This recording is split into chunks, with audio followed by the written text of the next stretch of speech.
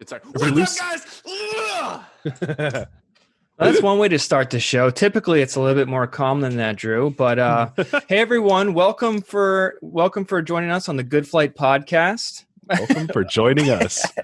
Just keep going. Push on through. Push through. Push through. Welcoming to you. No, we're not starting again. Push through. Go. All right. My name is John Graham. I'm an aerial cinematographer out of New York City. I specialize in heavy lift drones and flying FPV drones and Inspire stuff. Joining me is my co-host, Paul Nurkkala, who you guys know and love very well. Paul is a world-renowned FPV Drone Racing League champion. He also has an incredible YouTube channel, which is probably where you're watching this. Welcome to the Good Flight podcast, ladies and gentlemen. We have a great guest with us today, Paul. Who do we got? Well, first I want to play the intro song because that was the plan. Oh, right.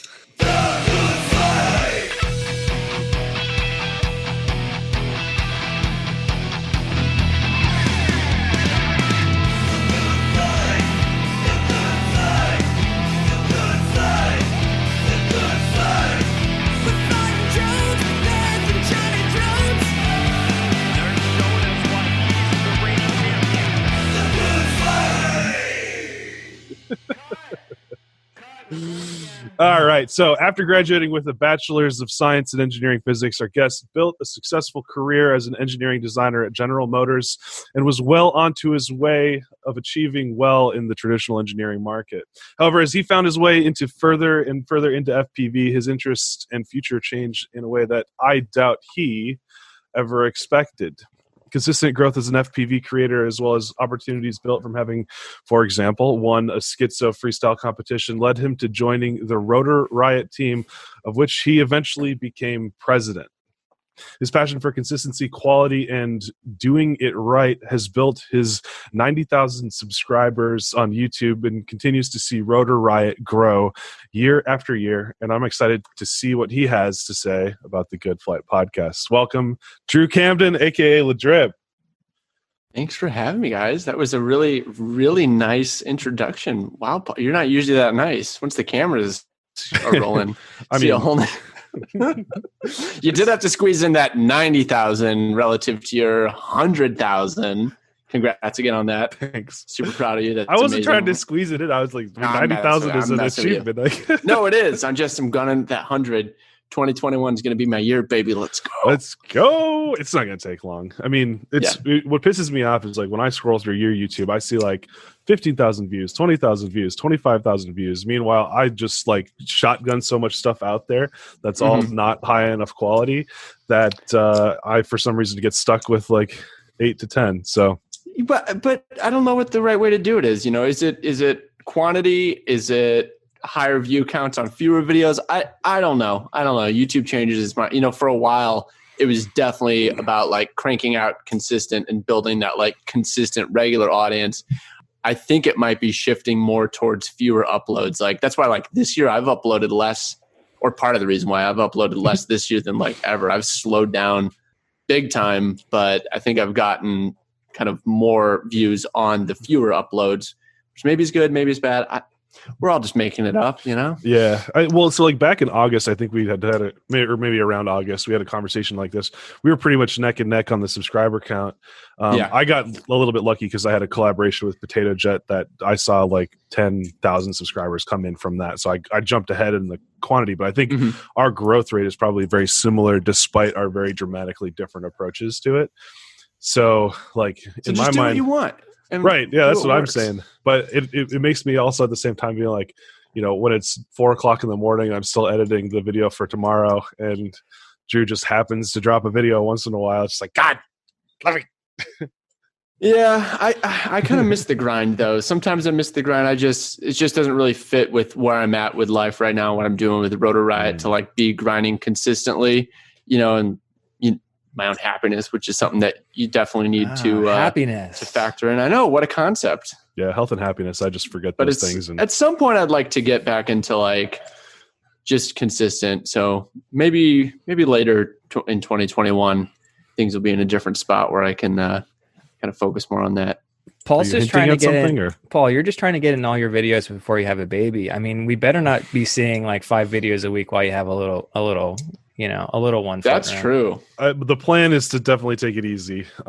So we'll see. It's gonna really hurt me personally because like I thrive on being too busy, if that makes sense.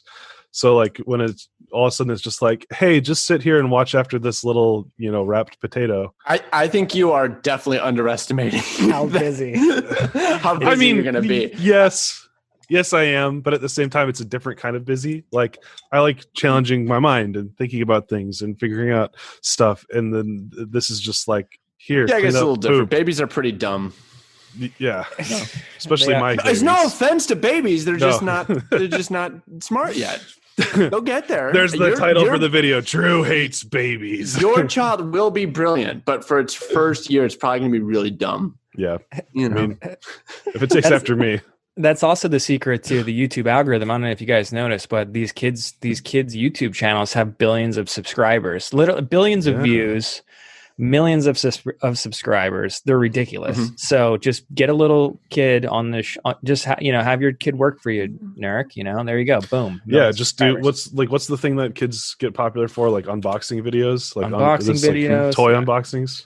Just put your FPV video in a box and have the kid open the box and play the video. There we go. Oh my gosh, that's the algorithm. We've done it. Broke it. You finally found out how to make FPV mainstream. Anyway, so Drew, I'd love to kind of rewind the clock a little bit on who you are and where you've come through and from, and like, because I feel like most of the Rotor Riot audience and me and other people would know like where you're at now in a way, and I think that some of that's going to warrant some breaking down because I want to know what it means to be the president of Rotor Riot because. From my perspective, it looks like you just have fun with your friends all the time. So I don't know if you're actually doing any work over there. But like, you have a successful career in, working for General Motors, you're engineering physics. So before that, growing up in Detroit, I believe you were from there before. So I'm curious to kind of know where you've come from and how you got to where you are, especially with drones. You can throw those in there somewhere too if you want. I think growing up, I always wanted to do art, and it wasn't until like high school that I got bitten by the bug for physics. Like, really, it's silly as it might sound to some people, fell in love with physics. I had just a great physics teacher that just inspired me to like just dig into it. Did AP physics, all that stuff. So then I kind of swung the other way and wanted to go to school for engineering and swung so hard I did engineering physics. But, I always kind of felt like this kind of vacuum for wanting to do more art, but I don't think I would necessarily have gone to school for art. I think if you're going to do art, just go do it. If you're going to go to a university, for physics or law or something that, kind of requires more of that formal training. So just jumping in, what kind of GPA does Drew Camden get in engineering physics? As an artist, come on now. Just curious. Let me guess. I'm thinking it's high. I think it's uncomfortably high too.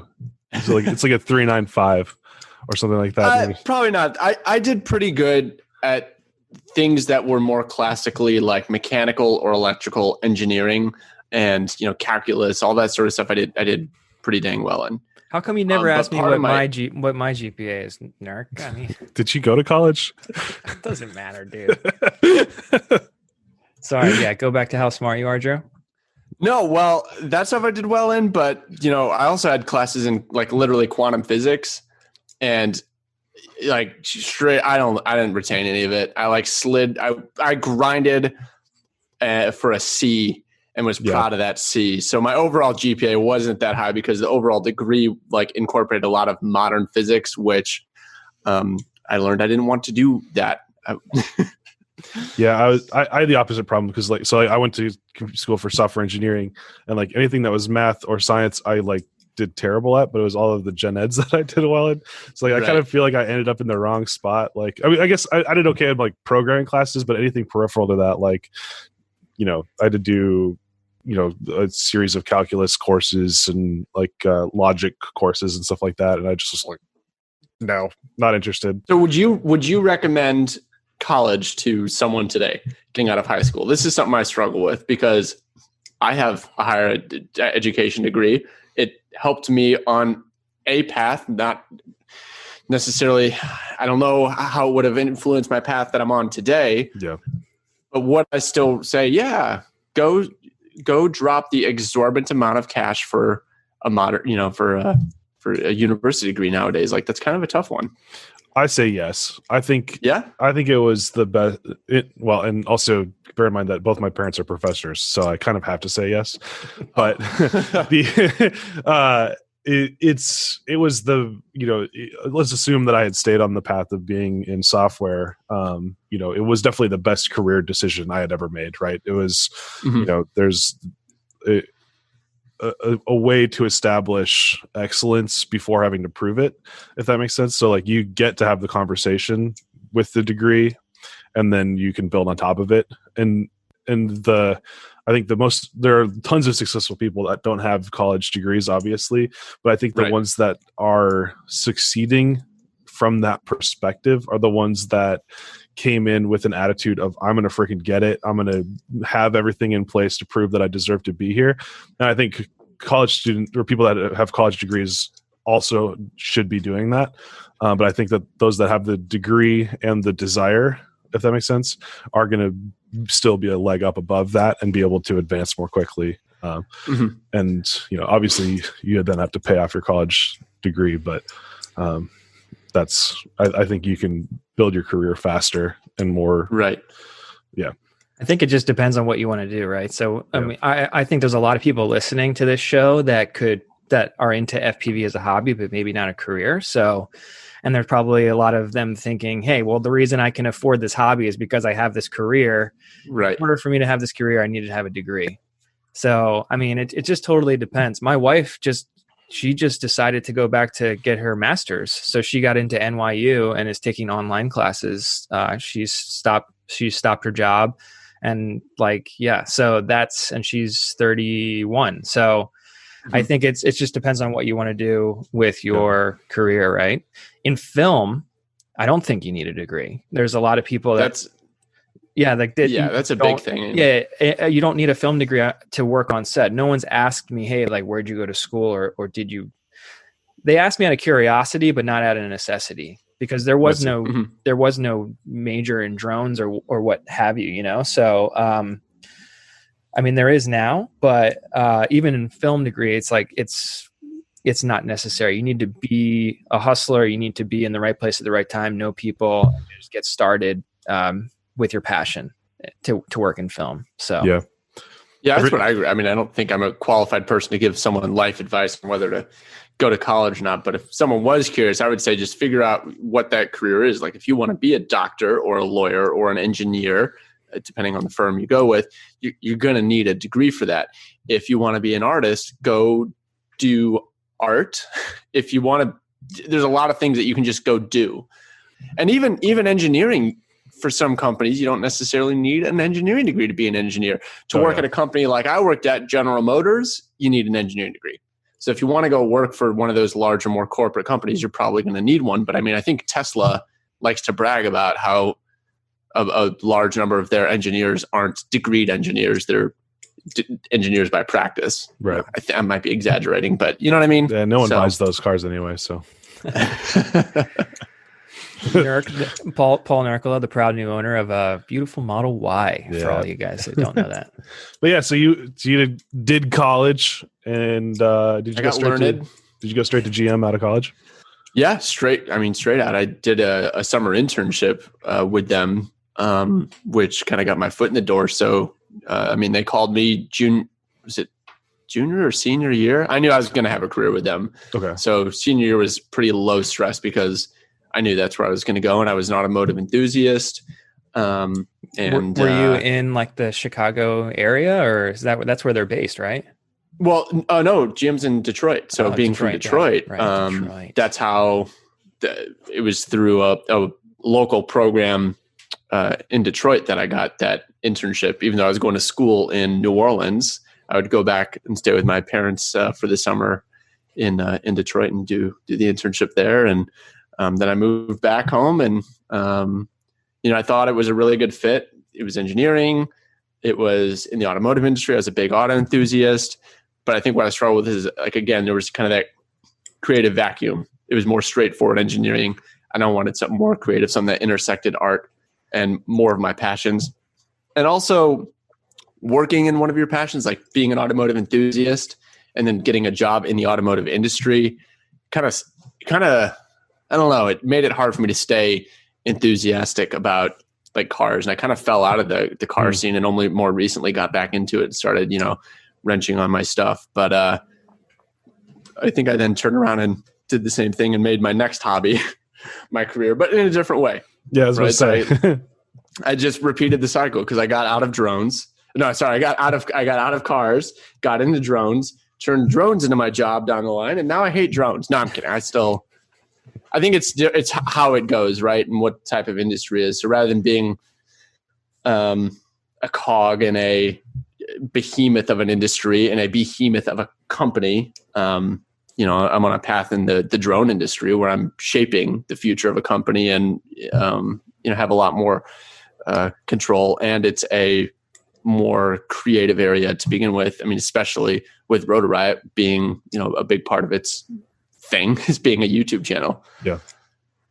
So I think eventually I did find that intersection, right? So I got enthusiastic about drones just because I lost interest in cars as a hobby, got interested in drones, flying around, just couldn't get enough of it. Loved that it was mechanical and engineering and you had to build these things. And I got to feel like a computer programmer in Betaflight.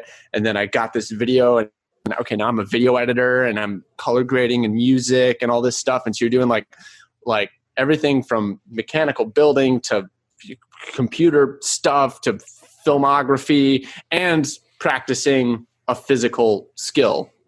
And having all that stuff come together was just like, this is the perfect hobby. I love this. It's everything I want. It tickles all of my itches all in one thing that, this workflow takes me through everything I'm interested in. And how do I do this all the time? Where in the process of being a GM and stuff, like at what point in there did you discover FPV? Like, what was the first? I mean, how did you discover it? Did you see a video? Did someone introduce you to it? It was a coworker. A coworker brought in a flying helicopter and got me flying and I was just into RC stuff at first. Yeah. So it wasn't, and I had heard of FPV. I'd seen the videos and I just was not into it. I'd seen the Charpoo video and I was like, that's cool. But I mean, I was into it. I thought it was cool, but I had no desire to do FPV. Sure. I just wanted to fly airplanes and helicopters and stuff line of sight. And it was a Skitzo video that for whatever reason, just his style, that flow style, made me look at FPV in a totally different way. Okay. And it was like the next day, I just stopped doing anything else. Like I built an FPV drone. I mean, I had one, I think, but I fixed it and just started, and I went from flying FPV maybe once a month, but really just wanting to play with flying wings to not touching anything else but my FPV drone and just constantly like everyone who gets into FPV goes through this phase where they're just like, I just want to fly, sneak out on the lunch break, get 2 packs in, but oh man, it was worth it even though I didn't get to eat today. And like right after work, fly a little bit. Yeah, I'm late for this other thing. Like wake up early if I can and fly all the time. I just want to be flying, That's awesome. Yeah, that itch is like what I think the Good Flight podcast is about, right? I think you hit the nail on the head because a lot of us share that same passion. It comes to us in different ways though, so was that the first time you were like flying a camera? The fact that you were into flying RC, helicopters and wings line of sight beforehand is interesting because now you're one of like the most influential FPV freestyle, pilots out there, but you weren't flying a camera. So it's like, when did that kind of come into become a part of it? You were trying to maybe possibly replicate a style or discover your own style? Yeah, I think it was kind of, all with FPV. I wasn't really into flying cameras. Like it was not a tool when I first got into it. I just wanted to fly. I just wanted to bash my flying wing into stuff and learn how to hover a helicopter upside down and all these things. And when I started getting into FPV, that's when I said, okay, I got to carry this Mobius or eventually a GoPro. And then as far as like flying style goes, I think at first I definitely set out to replicate Skitzo's style, knowing that you can never actually copy someone's style. And if you try to just replicate it, you're still going to end up discovering your own thing, right? So I don't think I ever succeeded in replicating Skitzo, but I don't think I ever planned on succeeding at it. Even if that's what I kept at the forefront of my mind, I knew I would always find my own spin on it. And I think I ended up kind of taking the elements of what drew me to Skitzo's flying in the first place and other elements and kind of meshed it all together. And, you just end up doing your own thing. Yeah. There's so much flying an FPV drone. There's so much going on, right? At the same time. I mean, these things don't even hover themselves, obviously. Right. So like in your brain, especially when you first start flying, I remember, so I got into FPV well after I was flying drones. So I started with the Phantom 2, then Inspire 1. Then I was actually flying heavy lifts before I was even flying my first FPV rig. And I remember seeing like a lot of your guys' videos and saying, man, like, how is that even possible? Like, I was really inspired by some of those like maneuvers and in the same type of way, like the flow and the lines. Mm-hmm. And I remember trying to say in my head, like, I cannot wait till I can do something like that. Mm. However, once I get my own drone in my hands, I kind of like forgot about all that. And I just kind of started doing my own thing a little bit. And you kind of, when you watch your video back again, you say, hey, like maybe I can, there's always another video maybe that inspires you still. But for me, it's like, I almost have to get out of my own head a little bit because there's just so much going on in your little drone world and the FPV drone that you're flying. You can do whatever, you want, right? Yeah. Hell yeah. Would you say that a part of flying and freestyle is almost a form of self-expression in a way? Oh, big time. I mean, it's dance. It really is a dance. Dance. I think that like like what I was saying, where you can't ever truly replicate someone's style, is just because like there's just something it just taps nuances. There's so many nuances, and it has a way of tapping into something that's inside the pilot without trying to sound too ethereal or. That's where we're going, baby. That's what we like on this show. I just feel like it's really true. There's something about flying FPV that just like, if you're going to do freestyle, it just taps into something that's just inherent to that pilot. Like, you can try to copy someone's style, but you're never going to, like, your own personality is just going to seep its way into your fingers and it'll be you. Yeah, so totally. That's perfect. So if you were to describe like FPV, like akin to dancing, what would be your style, of dancing? It's like a break dance, a little ballet, some salsa. Just like grinding mariachi on the dance floor, just grinding on the floor. Yeah, just man, I don't know. I don't really know a lot about dance. You know what I mean? What about painting? What about other arts or other art forms? Because I think you. The way I watched your stuff, you're an artist to me. So it's like funny to try to stretch our brains a little bit and make parallels to like the other arts that people are most common with. Whatever has just the most flow and things just constantly like what I want in my flying, what I hope to achieve is for everything to just be like linking together, and you're coming out of one maneuver and hitting that other gap before you even finish what it is you're doing. So it's all just constant, and just constant this like coming up high, swoop down low. That's where the power is, and just like maintaining that momentum. And so, it's like when you go to like. I'm doing it right now. If you can't see me, I'm it's like festival dance. Interpretive dance. Festival dance. Interpretive dance. Yeah, maybe it's interpretive dance or ballet or break. It's all mixed together. When I think about break ballet. If I think of like skateboarding, though, I always think of a half pipe, even though I was never very good at riding a half pipe and I could never like get air or anything. But that's what I visualize, is just that like coming down, swooping up, do your trick. It's that moment of weightlessness. And then whoosh back into the power, nice. It's going back and forth. And like your power is when you're coming down the transition and, setting up for the next big, and the trick is right when you're perfectly weightless and, you know. Yeah, I see that too. It's a lot like skateboarding, I think FPV in general is a lot like skateboarding, because you could try a trick over and over again, smash your stuff up, get back and then nail it once. And then you get that feeling of like just being stoked, totally worth it, Yeah, absolutely. And I've been practicing a lot of those skate ramp tricks, just line of sight recently. It's been a lot of fun for me. Just imagining flying towards something and going up and just pretty much just mashing my sticks in the air, getting a nice snappy, snappy, like just whatever is just a McTwist type of thing, and then coming down and saving it right before the grass is kind of fun. FPV McTwist. Yeah, exactly. Probably taken. So eventually you kind of fell out of the goal of doing engineering and wanted to make that transition into art. Like how I wouldn't say it like that. I think what I wanted was something that brought it all together. Yeah, okay, yeah, that's fair. Because I mean, I still think I get to do a fair amount of engineering. I mean, I designed my own frame, like I did the actual CAD on that. Now, designing a drone frame is a lot simpler than maybe designing an engine block, and where the product life cycle of a car part is 5 or 10 years. You know, I banged out my drone frame design in a month, and took about a year to get it produced, but that was just due to other hangups. But so it was a lot faster, but I still get to use that, but then it ties into the artistic pursuit of making videos and flying and dancing in the sky and all that. Yeah. But my transition to go full time in the FPV world was very, I don't want to say easy, but like I was kind of on my way out of something else and slowly ramped it down and then ramped up drone stuff. Whereas I feel like you had a more established, like, this is what my career is going to be. And then like, did you just one day like, nah, I'm done and go for it? Like, how did you decide I to knew make that I wanted transition? to make the transition. I knew I wanted to make the transition. I wanted to get things.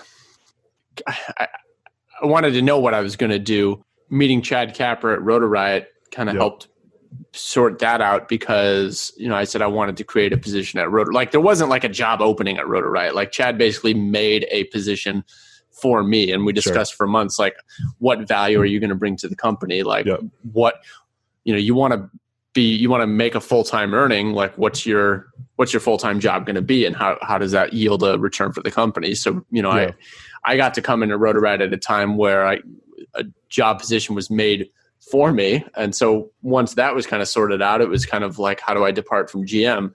And I was on a project that I was passionate about and did care about, working with a team of really great people. It was for the 2019 truck line. So I was working on a set of product features for the Chevy Silverado and the GMC Sierra. It was a trailering related thing. And I didn't want to just leave it and kind of screw over that project. So I was kind of waiting until we hit a milestone. It wasn't a point where I would have been taken off the project per se. I would have gone on to the next step in the development cycle, but it was a point. Truck line. It was at a point where it was going to be easier to take me out of the mix and bring someone else in, and it wasn't going to be like, you weren't going to have to come into a half-finished spreadsheet. It was at the point where the new documents were being started. And once I got to that point, once I saw there was a mock-up built. Once I saw it, I was like, it happened. It's here. It's sitting here. I'm giving my 2 weeks notice tomorrow. Wow. Yeah. That's insane. And, heading into that, did you have confidence that, you were going to be able to sustain and keep moving into the world of FPV, or was it kind of just like hey, let's just see what happens over the next 6 months? Or at that time, Rotor Riot was still in Ohio, right? Yeah, technically. I guess it was pretty, Before we had, what we have now, which is our headquarters set up in Orlando, the legal headquarters was Chad's basement. Right. But we didn't really operate out of there. We all operated remotely, and it was just kind of held together with bubble gum and paper clips. Right. But no, I mean, there's nothing's changed. Yeah. You can, I don't know how much confidence you can have. Yeah. But, and Chad never promised me job security. He said, we're going to help you work in your passion, do something that you care about. And it's going to be a lot of work, and it could work out awesome. And you could be a famous drone pilot, doing something with one of the best drone companies in the world, or not. So let's go for it. Yeah. And it's up to you and how hard you work and what you can pull off. Right. There's not a lot of job security in drones. Like I think I have a successful career, but I don't even know 2021. Mm-hmm. It's hard to forecast that stuff. Who knows what's going to happen? Like, the whole operation could go bankrupt, like what happened to GM that one time. Yeah. there's no job security anywhere. No. Yeah, It's a Fortune 50 company I worked for went bankrupt once, and they laid off 60% of their workforce. Don't hold me to that number, but it was, it's insane. So I mean, especially with COVID hitting, you're like the whole industry that I work in, which is film and television, shut down, which is, insane as well. Like a lot of other industries. I think what helps people get started, and the advice that I would give, is diversify yourself, so with not only your own skills, but with your relationships a little bit, right? So it sounds like you already had a lot of really good relationships at that point, which provides you some opportunities to use your skills to to do good in business or whatever, in drones and your passion, right? So how did you build those relationships in the first place? Like, go back to that. What do you mean by that? Which relationships? Like within the drone industry? Yeah, within that drone industry. Yeah, exactly. Like before you knew anybody in anything, like where did you meet? Was there an event or a group of people that you sought out to find that were like-minded? In drones? Not really. Yeah. No, I was just making videos. I mean, there was that's part of it.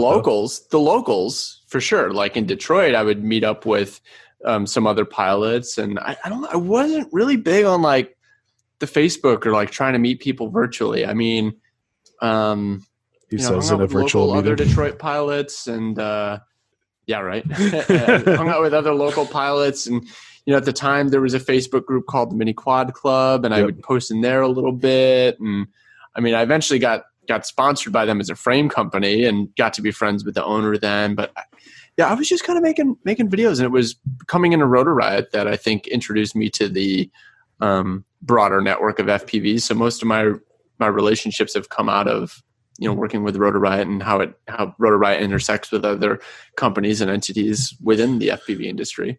How did you get introduced to Rotor Riot then? What were the steps to get connected with Chad? And then Chad just messaged me one day. He's like, "Been watching your videos. What's up?" And I was like, "Oh my god!" Chad just slid right into the DMs. Slid into those DMs. No, we were chatting for a bit, and he's like, "Well, it'd be cool if in the next month or two, maybe we could figure out a time where you could come out on a shoot or something like that." And then one day, that's just a straight up date. But dude, we'd only been talking for about 2 weeks, and then he was like, "Hey, so we had this road trip planned. Steele bailed. He was supposed to come. Do you just want to come instead?" I was like, "All right." And I just I just put in for time off work, got on a plane, flew to California, and we did a road trip. And what was that trip? That was it was me, Tommy, and Chad Nowak. We went from California to Utah, flew around some mountains, did the Heaven's Gate video, did the water park. Okay. We had a great time. Sounds amazing. Yeah. And do you think we're ever going to get a good flight road trip going? Get the boys out there. That'd be great. Boys on the road. Just hit a couple different places and do a bunch of in-person ones. That'd be sweet. Yeah. You guys should road trip to Rampage. What? There you go. What's Rampage? Rampage is a FPV freestyle festival. It's you reading your one pager over there? Is that you? No, I'm just trying to think about what's the best way to phrase it, because it is a drone event. It's flying not FPV is a focus. Yeah, it's not racing, it's freestyle. And flying FPV freestyle is a focus, probably the main focus, but it's just as much supposed to be about the lifestyle. So when we did it last time, what we're going to have at this next one, we're going to have a music stage with bands and DJs. We're going to have a graffiti mural being done. We're going to have an art exhibition. It's supposed to be like a celebration of everything that makes FPV freestyle fun, the community, right? And a big part of that is just letting whatever happens. Like at the last Rampage, there was a big Nerf war. That was not planned. It was just one person brought a Nerf gun and shot someone, and the person that they shot went to Walmart and bought a Nerf gun, and then Chad went to Walmart and bought a truckload of Nerf guns and started handing them out, and before long we had a Nerf war. So nice. I don't know what's going to be. I mean, we'll probably have a Nerf war, but it's not about the Nerf war per se. It's about whatever organically comes out of when you put a bunch of lunatics, because to be an FPV pilot, a little weird. Especially the freestyle. Put hundreds of those people in this environment what comes out of it, what happens. Drew's Like, just going to be Rampage over there is. in the corner just doing his Just gonna be dancing. This is how I freestyle. I just with akimbo Noodle Nerf arms. guns, just yeah. That sounds awesome, actually. Sounds really, Hell yeah. really fun. It should be a blast. So May when- 15th. May Yeah, 15th. May 15th. Okay. May 15th. That's this Saturday, but general the people that are camping will be able to come in Friday night so that they can start the Saturday early, and so we'll be ripping it up all day Saturday, all day Sunday. We are going to actually be doing something special. We haven't announced this anywhere, so depending on when this comes out, this might be tomorrow. the first announcement. Is this tomorrow? Yeah. We're going to be doing some VIP packages, like limited, like I think Ooh. 20 spots where you can come in on Thursday night. We're going to have like the VIP dinner, and then all day Friday you get to rip. So it'll just be like 20 people that have the whole site, because a problem with Rampage is there's so many people there, video and issues. You can only fly so many people at once, and there's so much other stuff going on. Yeah. A lot of people said, like, dude, the whole Rampage, I only flew like 7 batteries and it was a blast. Yeah. Because I was just doing so many other things. That's how I feel about like big races. Like I don't care to fly there, but multi-GPIO. how cool would it be to like go a day early, shred it up for a day, and then just spend Saturday and Sunday, like fly here and there, but just enjoy the music and the party. All But depends like on what's for dinner. get all your FPV clips. That Yeah. VIP dinner sounds good to me. Peanut butter and jelly. Yeah. Peanut butter and make everybody I don't know else if we're jelly that they had such a great meal. What? And so, camping was a big part of it last time. So we definitely want to, lean into the camping thing. But, this year there's also dorms on site. Okay. So all the Rotor Riot staff and everyone, we're going to be staying in the dorms. Those VIP people, they'll be staying in the dorms with us. There'll be a couple dorms open. You can just, buy into there, but then there'll also be a big camping site. And I know Bardwell's going to camp out there. He's like, I don't want a dorm. I'm going to be out there in a tent. That's how I live. So, that's I actually just got a van last week, so I'm now officially owner of a van. Like a good van life. Van life. You're making that sound really creepy. Like, hey, I just bought myself a white van. It is a white van. It is a white van. It's got black. Went over to the grocery store, hit up the candy section. Yep, You know what I'm saying? Seats fold down. You can fit a whole bed back there. No, it's badass van. It's a Ford Transit Connect, people. It's dope. Jeez. What's the license plate? We should be on the lookout. Who should It's we be on the I'm lookout? actually thinking about getting one of those fancy vanity getting that plates. J Drones Amber on alert there. queued up right now. You can't have an Amber alert out there if you have a kid, can you? You I mean, absolutely. 90% of them are. All right, let's move it anyway, right along let's here. go ahead and This is going great. so starting at Rotor Riot, you said you kind of very broadly described what your responsibilities were as, like, how many people were kind of a part of that company? Like, the store, was the store a thing at that point, or was it still When I just came content? on, we had a store, but it was done through third-party logistics. So Okay. the website was managed, like the store website was managed by someone internal to the company, but the actual fulfillment operation was done by a third-party logistics company in Mhm. addition to the purchasing. So we always had a big difficulty getting the stuff we wanted in at a fast enough pace. Yes.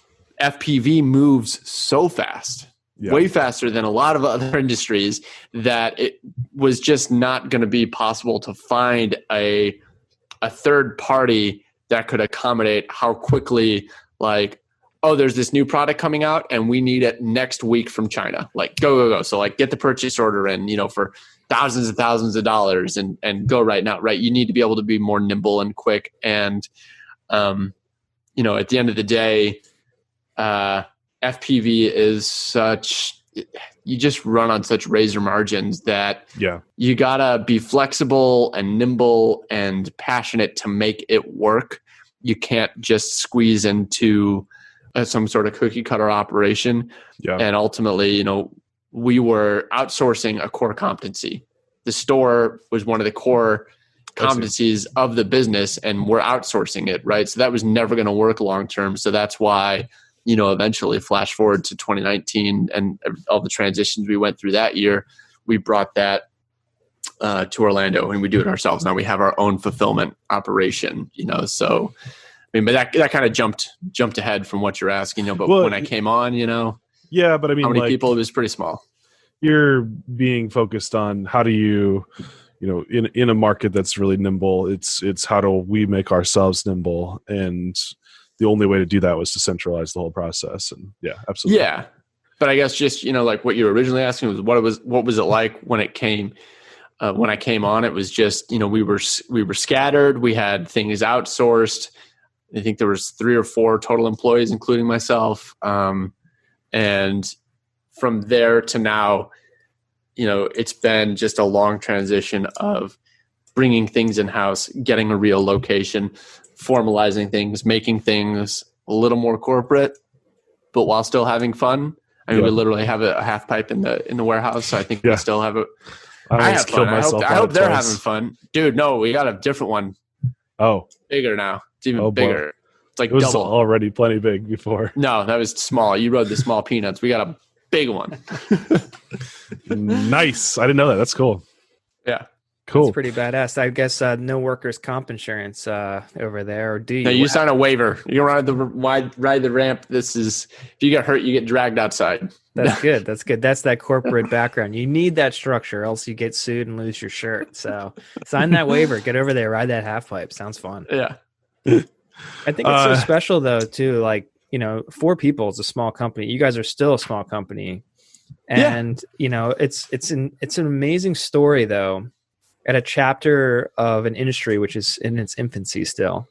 And like you said, things are changing dramatically every week, seemingly, especially in this season right now, the season of Christmas and the holidays and stuff like that.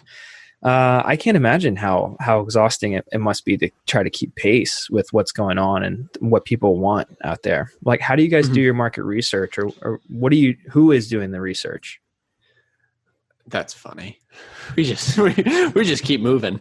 No, yeah. I mean, I don't really do market research per se. I mean, well, you do. But we've got you're making videos, you're paying attention, you're on Facebook groups. Like, it's not market research, but you're paying attention, right?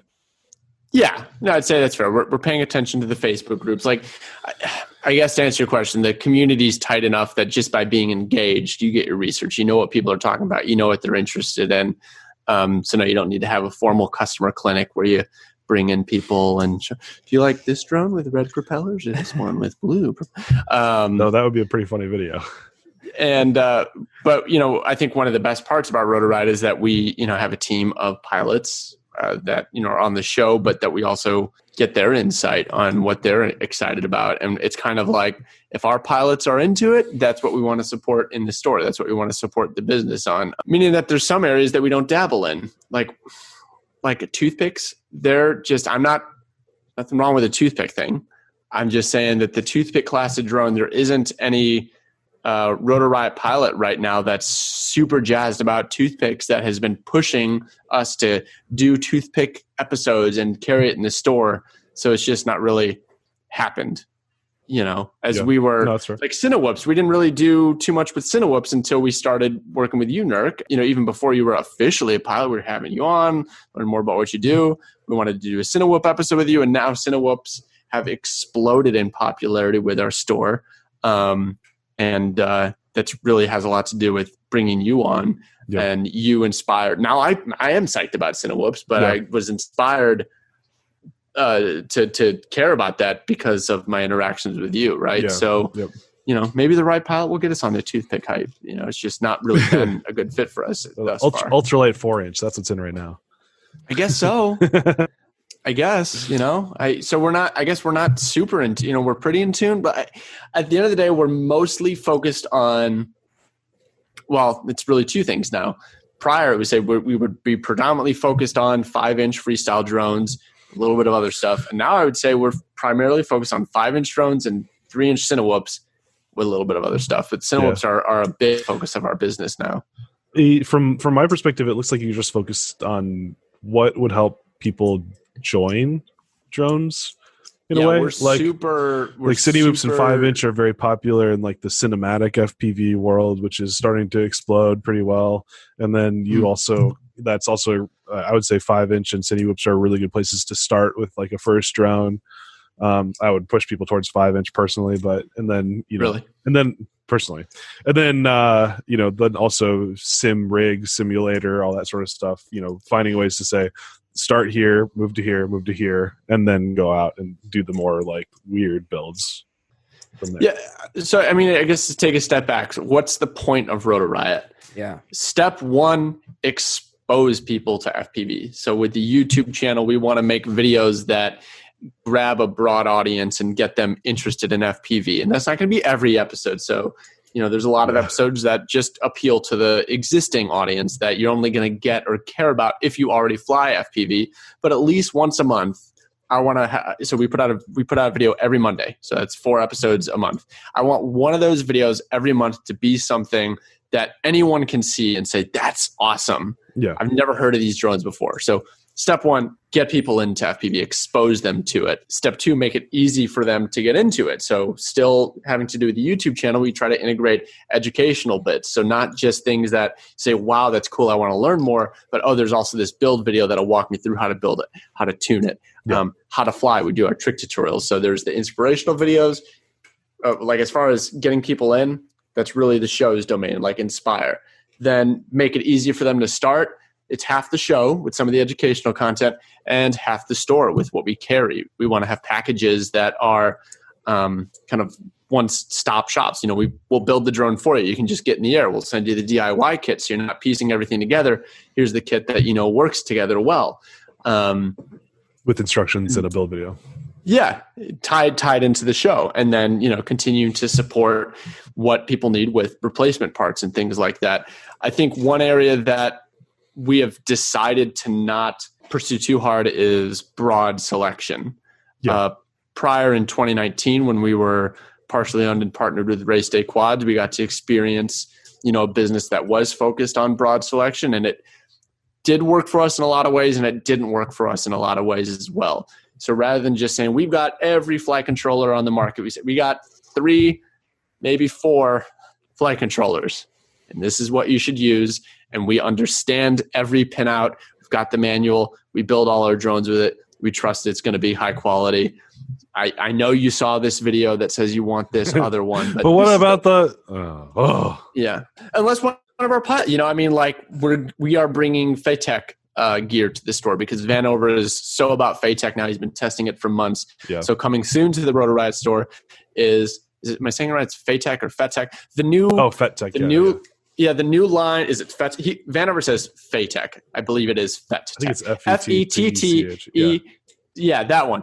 That is the new line of hardware that supports KISS firmware and software. That's coming to the Rotor Riot store. It's on the way now because one of our pilots is enthusiastic about it because he did a build video on it. So that's going to hit the store. It's going to be available for purchase. It's going to have supporting build documentation. It's going to have other episodes that shows how good he thinks it flies. I think it flies good too. So, I mean, that's what it takes to get it in the store and support it and how we want it to flow to our customer base. It's based on trust of the components, trusted knowledge, and then let it filter down from there. And what we're going to back up. I mean, if you buy a ready to fly build, it's been tested. It's been flown. That's the real business purpose of the half pipe is all our test flights. We've got a little test flight area there.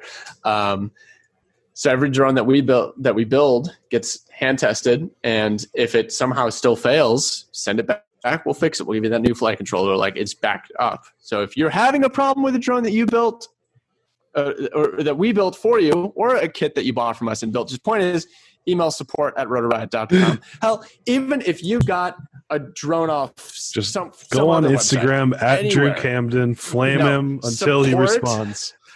Even if it's not one of our drones, if you're having trouble with with any drone, send an email to support@rotorriot.com. Our existing customers, like if you're emailing with a problem with one of our products, it's going to take priority. But if you're just having meaning we'll get back to you within the same day. We got to make sure you're taken care of. But even if you got a drone from someone else, anywhere else, bought it secondhand, bought it from a competitor, whatever, and you want help, we'll help with you. it just might take an extra day. But we'll get to you. We'll get you taken care of. I think that's the biggest thing, because there's such a barrier to entry with this hobby, I don't know of many other things where, you know, you have to be your own engineer to assemble your flying machine that you expect to go out and do fantastic maneuvers, you know, with the highest expectations now because of everybody. It's very, I was just talking to Alan at Fat Shark, and he was saying it's such a weird industry because we can send a customer a component, and step one in the instruction manual is preheat your soldering iron and solder to this product you just bought. Like, what? Like, that's so, like, that's really only the case in electronics industry. Like if you're Adafruit or SparkFun or one of those companies that actually sell electronics, then you're soldering. But other than that, like what? Well, and even then, half so those few are hobbies. Pins. Yeah, there are so few hobbies that just like soldering is like an inherent part of it. And we're trying to cut that down as much as possible. I mean, we really lean into the pre-builds. We have tons of customers now. As we've built the pre-build aspect of our business this year in 2020 that have never built a drone. They don't care to build a drone. They just want to rip. And that's fine. We do not subscribe to the notion that part of FPV has to be soldering and building. And a lot of people feel that way, but that's not something we're going to hold you to. You want to buy a drone from us and fly it? Great. When you break it, you can send it back. We'll fix it for you. You don't ever have to build and solder yourself. I think most people will eventually learn to build and solder themselves, but we don't want to make you feel like you have to. Yeah, well, especially because there's so many resources out there to figure out how to fix your stuff, because that's where the industry has come from, right? So the reality is having a ready to fly quad or a bind and fly quad was hard to. You couldn't find it even 2 years ago. It wasn't really that available. You know, there were a few options. I wonder how the future is going to be, you know, in 2 years from now. And I think you guys are on the right trend, you know, because I hope so. I think where we're at now is you don't need to build and solder yourself. We'll do it for you. I will say though, if you want to fly like on our level, like if you want to get that good at flying, you're probably going to need to learn how to build and solder, because you're going to be crashing so much on the way that it's going to help you to know how to and do the fixes yourself rather than sending it all the way to us just to fix one motor connection. So right now it's kind of this point where like, if you're a casual pilot, we'll help you never build and solder. You can just fly your Cinewhoop around and get your shots. But you want to, you know, dive into that super tight power loop, like at some point you're probably going to learn. But maybe in the future it keeps going down a path where you don't have to. I just want to make it as easy as possible for people to be into drones. We've spent a lot of time talking about Rotor Riot. What do you want people to know about Drew? Or who's this are Drew the two guy? are the two just, you know, it's so mixed together at this point that there's no distinction? But like, you know, what about, you know, what do you want people to know about yourself that's not just tied with Rotor Riot? I don't know. What about Ladrib? Or Ladrib, or because my channel's more of a my channel's more of a personal vlog and my interests and my take on things. So, you know, right now I'm like fully in charge of the Rotor Riot content, and that's been a challenge. Like, how do I have kind of two drone channels? And this distinction for me is that the Rotor Riot channel is the drone channel and a channel that integrates more input than just my own. Yeah. Right. I think a lot of especially in 2020 and how difficult it's been to travel. Like this past year, I've been in almost every single video, which is not the way I want it to run. Yeah. I don't want to be in every single video. Yeah, I know. It sucks. Sorry, guys. So I guess 2020 has been the most complicated because with the travel difficulty, I've had to step in and be in almost every video. So it's gotten so much blurred. And that's part of why I've had less time for my own channel and my own opinions that are personal to me. But the design is that Rotor Riot should be a reflection of the entire cast and really, you know, be the drone channel. And my channel is more my personal experience, my personal adventure vlogs, my things that like are my opinion, like things like I think this is how this tune works, not necessarily this is what we're going out and say this is a well-researched opinion, not that we're ever that good at doing research. And also then other interests, right? So I really enjoy doing other topics on my channel, like doing a car video where I walk through like the installation of a performance part on my car, or RC cars, which I've gotten into, or maybe coming soon, some moped action, because I just got some scooter stuff, man. We're getting on that Honda Ruckus life. Let's go. Yeah, Ruckus, baby. Stretch Ruckus. So you guys are now going to be selling Honda Ruckus parts on Rotor Riot?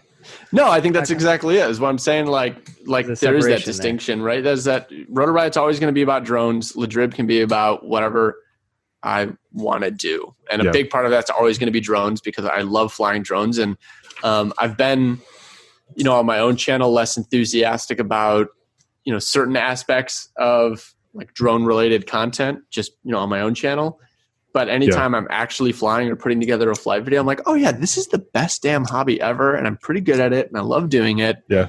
I'm psyched about this, and that's not going anywhere. I just I cannot imagine life without flying FPV. I think maybe that's something that helped for my prior experience at GM is going into it, trying to maintain a mentality of like separating work and the hobby, right? Yeah. So I still love flying, and I try not to, like when I'm looking at a spreadsheet of parts that we need to order for the store, I try to abstract it and not think of them as actual drone motors. Like they're just widgets. They're just bits of carbon fiber. They're just whatever. And this process that I'm going through to do the cost analysis for how much we're going to spend with sales projections, whatever, I could be doing that for any part. Yeah. I could do that for any industry. It doesn't have to do with drones. And that's just how I try to compartmentalize myself and try to avoid getting like burnt out on drones just because like it's my job. Yeah. And so far, so good. So far, every time I fly, it doesn't matter how bad it was at the warehouse that day. When I'm ripping, it's like, this is it. I'm curious to compare our approaches to it, because I've taken the opposite of approach. I've said that drones are no longer my hobby. Just very intentional. Like I still like doing it. I love my work. I love my job, but it's helped me to differentiate between, what is a hobby for me, which I would say is like electric skateboards, right, compared to what is now work for me, which is Tesla, sure, which is now going out, filming a video, doing so. Like me and Winston and I, literally 20 minutes before we started filming, got back from the field. We set up a course in and got rained out mid video in 35-degree weather just to film a video about a run camera. Like so my approach has been to say that that's work, and I'm just going to do it. I'm going to get it done, and I'm going to be happy with the work that I've done, and let something else play the hobby role. So what's the difference? I think between your approach is healthier, and I'm dancing this line in the middle that's really difficult, and I'm always not successful at, because I've taken on other hobbies. Like I've gotten back into working on my cars, and I just bought the Honda Ruckus. I'm going to get into that, and I do the RC car stuff. So like I've taken on other hobbies to fill that hobby thing, and that I can be part of a community without the pressure of being Ladrib in the community, right? Like I love talking to people online about my Traxxas Max and stuff like that, and they don't know me as Ladrib. Like I'm just a dude that's wondering what shock oil I should use. But I want to, like, flying itself, actually flying FPV, I just love it so much. I'll always have that as a hobby, or as a passion, I guess I should say. I think what I struggle with is that, myself in the community and how I interact with people and how I, do try to have fun with drones. Like, yeah, you're right. That's not a hobby. And anytime I try to make it a hobby, it, gets me into trouble, or it's not fun. Right. But, it's like the idea, like, I don't think I would be super jazzed to go on like an FPV road trip right now that wasn't for work. Like I'd be like, I'll go fly. Like I'll go fly every Sunday. But like, am I going to carve out, a week and just go do that? Like if it was related for work, fine. I don't know if that makes sense. Yeah, it does. But if you said like, you want to take a week-long road trip on your Honda Ruckus, like, yeah, let's go. It's just different. Let's get the Ruckus boys and girls together. Let's do it. But you helped with that, Paul, because I think I was kind of in a rut, struggling with like a personal issue having to do with that. And you're like, dude, you just got to stop leaning into drones so much as your hobby and just see it as your job and enjoy your RC cars and your turbo kit and all that stuff as your hobby. And I've been trying to keep that in mind better, but at the end of the day, I just like flying so much. It's always going to be a passion. And you can always like flying, but for me especially, it helps with separating against like, I don't know, maybe online hate. Like you get like a couple exactly messages what I'm talking about here and there. And I take it too personally. Yeah. Yeah. And it's when it's your hobby that someone is bad mouthing or how you approach the hobby, it's very easy to take it as someone is directly attacking your personality. Yeah. And which is, may or may not be the case, but if you separate it and say, oh, they just don't like my work, whatever, who cares? Mm-hmm. No, and really it was after that kind of last incident I'm referring to where I, was responding to, I got some hate and I responded to someone directly and it didn't go in my favor. And you were like, dude, just stop. You're right. I just can't interact that way. Like I can't treat, this is going to sound horrible. Like I can't treat people like peers when it comes to responding to someone that's already against me, because I need to realize they're not against me as a peer in the first place. Right. So, and that's, I don't know if that sounds right or not, you know what I mean? But it's like, I can't just, I don't know if that makes sense. I don't mean it. I can see how that's going to be taken wrong, but your goal is never to be on the attack. And being on the defensive is not ever useful either. So yeah, I totally hear you. Well, not many people really have like go through what you guys like do, putting yourselves out there, in the public facing. We all know trolls don't, more or less, they're in their basement and their passion is getting people pissed off. Right. So right. I don't even like, we can talk about trolls, but they're in every single line of work. And, and your guys, the vehicle that you're using and what we're using now with the podcast even is YouTube and we're on the public forum, right? So it's a gift and a curse. Yeah. Mm-hmm. But I think you guys, your attitude towards it is a healthy one, but so I'm working my way toward a healthy attitude. I think Nurk's got an incredibly healthy attitude and he's been an inspiration to me in taking a more healthy approach to these things. But it's something I've definitely struggled with. I just want people to like me. Yeah. I want to get back. Everyone does. I'm just bold enough to admit it. I want people to like you. Everyone wants people to like you. Yeah, absolutely. So, Drew, you mentioned that you love flying, right? So I hear it. I hear it in your voice. You got some stories that you want to share. So specifically, when was the last time you were like nervous flying or butterflies? Maybe it was like a crazy location that you were at. Maybe a location that you maybe you weren't supposed to be at that location, if you know what I'm saying. I'm not trying to get you in trouble here or arrested, but like talk to me about some of those like good flight stories that you had. Bring the heat. You ask about location, but I kind of came up in the FPV scene in Detroit. So I started flying sketchy bandos. Sketchy bandos were my park. So as far as crazy locations go, I'm like desensitized. Like it has to be something pretty crazy to get me feeling like out of my element as far as a location. I'd say that I'm trying to think like when is the last location that really had me shook? Well, why do sketchy bandos not get your like blood flowing anymore? Is it in Detroit? No, do they not have police officers everywhere there that are like come and like find you? I get kind of nervous. Oh, they come and find me. They come in. They're like, that's awesome. Have at it.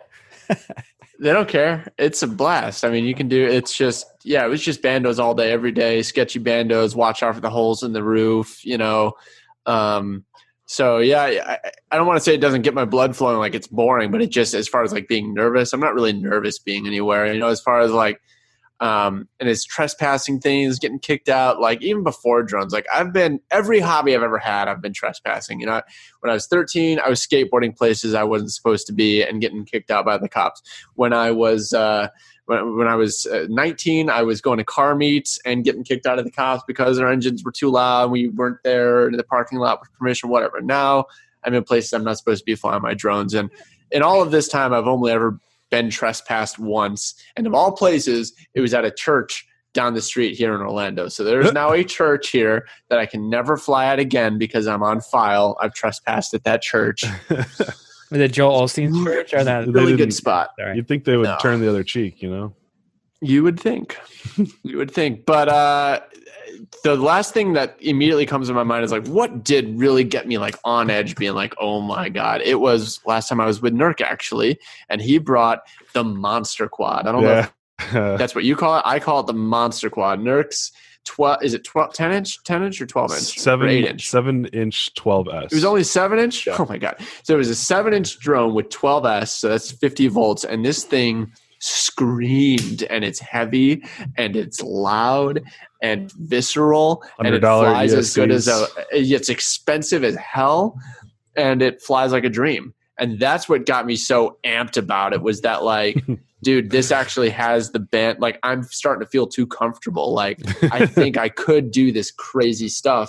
But if one component break, like the minimum component is going to be like $100 break. Like, I mean, maybe you get the carbon on the cheap. I think the motors were only like $40. Oh, okay. But still, you know what I'm getting at? Like, it was just another level of like expense and danger. Like, that had me going like, oh, I'm freaking out right now. You know? Nice. So the expense and danger by flying a little 12S 7-inch prop drone gets your blood flowing. What about flying like a big, $200,000, heavy lift drone? Would that be something you're ever? Hell yeah! I mean, $200,000. That's crazy. I mean, the closest thing I've done to that is we went and did some videos with Freefly up in where were we? Seattle. I want to say Seattle. Utah, but it wasn't Utah. Yeah, Seattle. Wait, where's Seattle? Washington State. Washington. There we go. I have such a bad sense of direction. There we flew their $15,000 Alta X, and that was I was on edge, but it wasn't the same because I could feel that the capabilities of the drone in terms of flight performance were so much less. I wasn't doing anything on this. Like, I was just going down the line and turning around, and that was, oh God, and that had me going just based on the sheer expense of it. But it was Nurk's that, even though it wasn't on the $15,000 level, it was more on like the $2,000 level.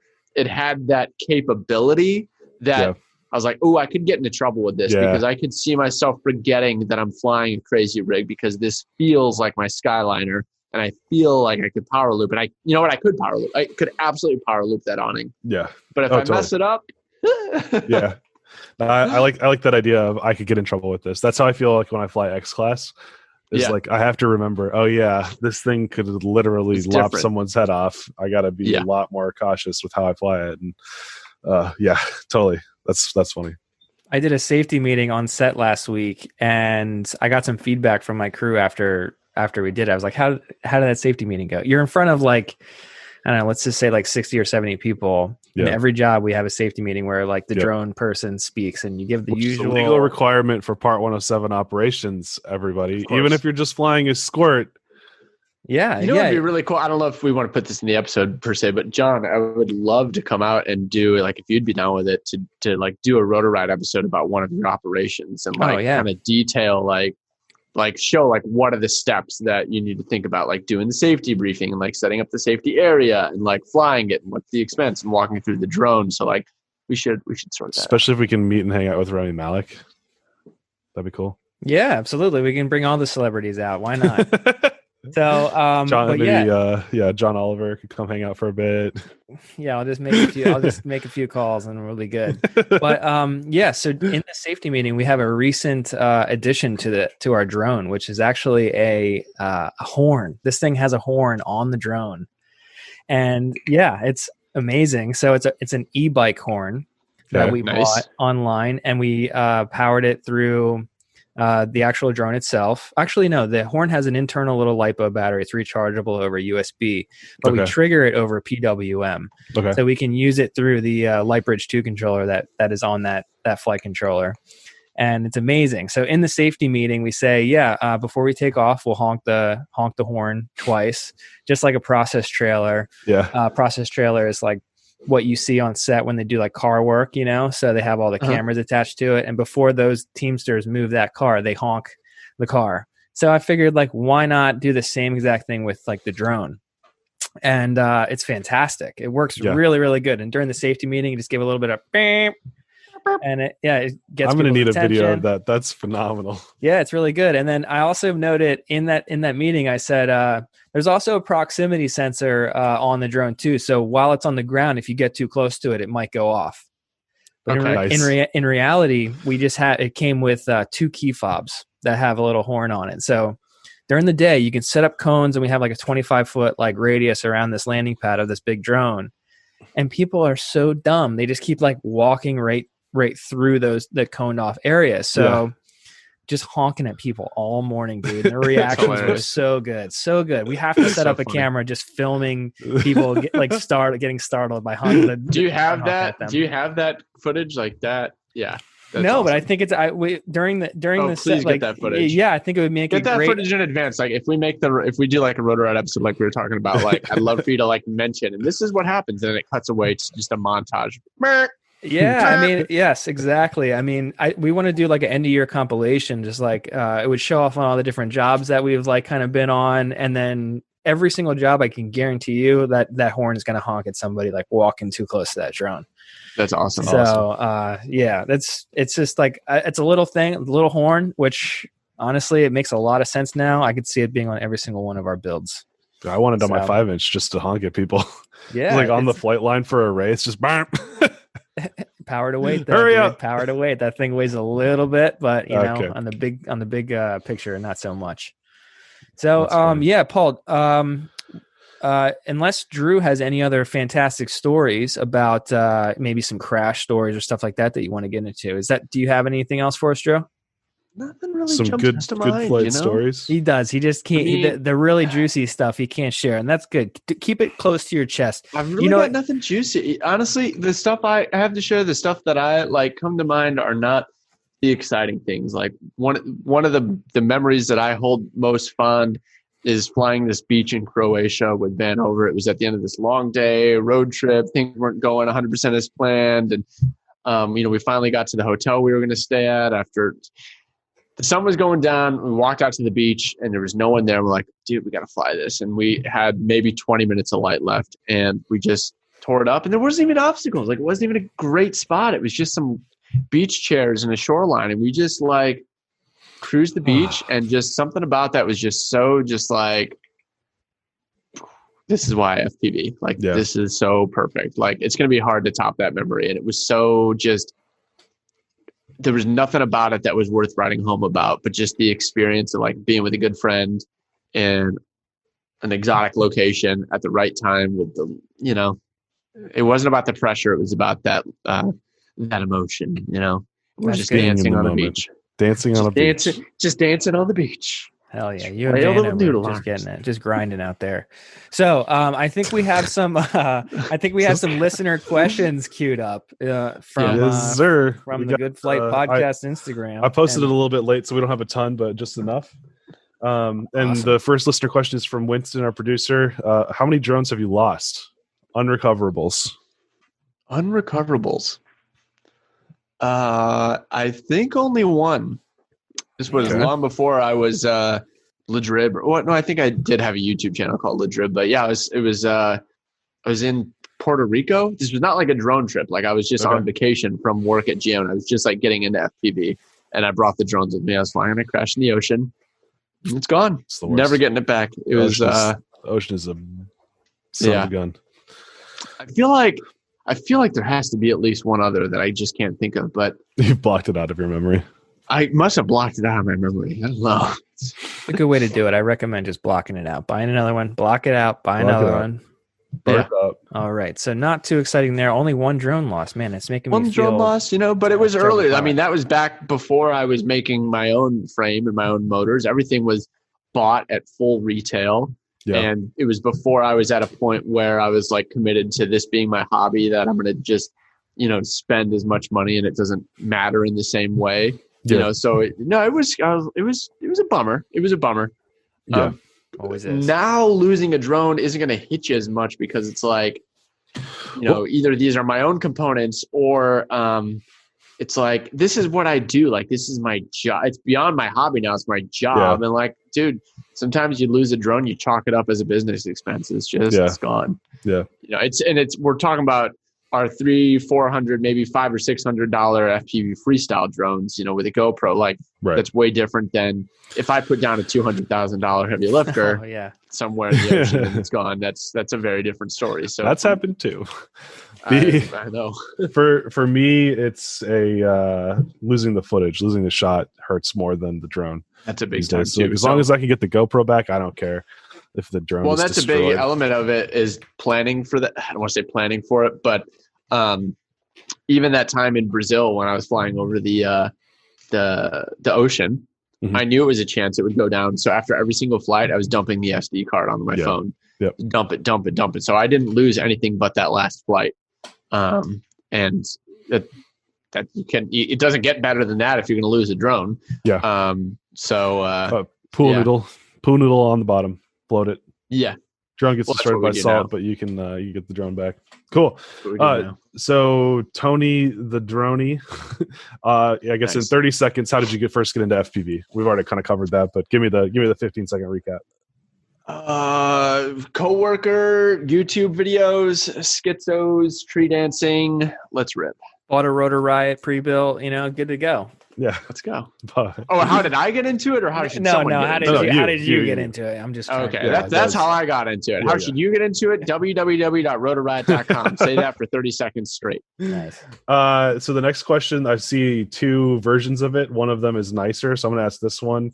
_ Wills Gled Hill. What eyeliner do you use? Mm-hmm. What's the meaner way it was asked? What's with the eyeliner? From David _ Dex1. That's not necessarily. Well, as far as the brand goes, what's with the eyeliner? What's with the eyeliner? I'm trying to, look at things more positively.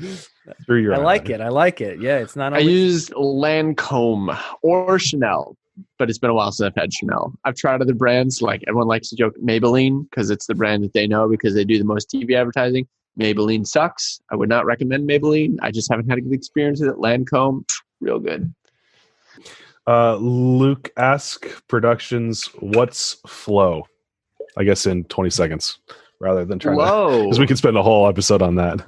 Flow is that moment where your brain transitions away from active thinking and prediction to just being in the moment, and your muscles are moving before you know why you're doing it, and it's all just happening, and it's like this state of ecstasy, and not necessarily ecstasy, it's just this state of like being. It's not awareness, it's just happening. It's the truest. When you are flying in the flow, it's like we talked about earlier about how like your freestyle, it taps into something that's inside. Like that's when it's happening the most. Like that's when just like whatever's inside of you, the drone is doing, and you're not even realizing it. And how do you see that in flying? I think that's different for everyone. For me, what flow means to me is, like I said, everything's linking into the next thing. You're coming out of one thing and swooping into the next, and everything's fluid. And if you don't land a roll perfectly on axis, that's because you're just going to keep going to the next thing, and you just make it work. Just different dance for everyone. You just do some interpretive dance. Is this video or not? Like, are they going to see all this dancing we're doing? They're definitely going to see the video. Okay. Yeah. Okay. Griffin and ecstasy has nothing to do with it. DB Cooper FPV, has DJI communicated any supply chain disruptions due to U.S. tech restrictions? That's an interesting question. Get back to business with the because there was like Saturday, right. Friday, so my understanding of what the break was is that there's a new export restriction on U.S. technology going to DJI. No, at this point, I have not heard from DJI a problem for the products that we carry. Yeah. So my understanding is that business is going to continue as usual. I'm not saying that's going to be for sure. No, yeah, I hear you. It's sometimes you just don't know, don't hear anything. Because that's hearing nothing is good because it just means that things are continuing. I'm not going to ask about it either, right? So I didn't ask. Yeah. But all I know is that right now, our current administration is making it more difficult for U.S. companies to do business with Chinese, with DJI as a Chinese company. How might the Chinese government react? How might the incoming administration make it worse or better? Yeah. Who the hell knows? Right now, we're just selling drones, baby. Yep. Yeah, totally. Winston asked another question. Who's got the coolest car in FPV? I mean, I like my car the most because it's mine because I built it. Other than your car, who's got the coolest car in FPV? Okay, so other than mine. But that's subjective. It's because I built it for myself. Who has the coolest car? Everyone's rolling around in these. Everyone's Lotus rolling around in these cool. sick whips, and I just bought a fucking minivan. Dude, John's minivan. Let me tell. No. Yeah. I'm trying to think of people with cool cars in FPV. Steele's Lotus is pretty cool. A-Noob's Lotus is pretty cool. Yeah. Jet's Land Cruiser is pretty sweet. Drew, I like things that are a little more custom, you know? I do have an S2000. Oh, that's cool. Night Fury has the Skyline GTR. Wait, which one? The R34 or the R35? I think it's a 32. Ooh. It's older. Right. Yeah. Is it right-hand drive? R32. Yeah, it is. What? Yeah. Night Fury has a right-hand drive GTR. That's hard to beat. I mean, that's pretty sick. Good call, Winston. Good call. He's in the chat. He brought that in. So the same guy that asked the supply chain issue asks, how come, quote, Mr. Analog needs to die, unquote, is still flying 4S with a sarcastic looking smiley face. So I think he's asking it in jest. Yeah. I hope. I just haven't seen my signature motor was built around a 4S battery. I haven't had the time to I want to fly my own motors. I'm sure there's great motors out there, but I just haven't played enough and I haven't been motivated to play enough. There's nothing about 6S that makes me go oh, I've got to get on that. When I do fly 6S, it's got a little more power and fly for a little longer. And I'm like, that's cool, but it doesn't make me go I've got to deal with this right now. I've got too much other stuff to deal with. I like my setup. It's tried and true. It's reliable. It's just tough. The batteries are cheaper. Yep. It works. Plus, honestly, the two biggest hangups were my motor is I'm very happy with my motor and it's based on 4S and the batteries are cheaper.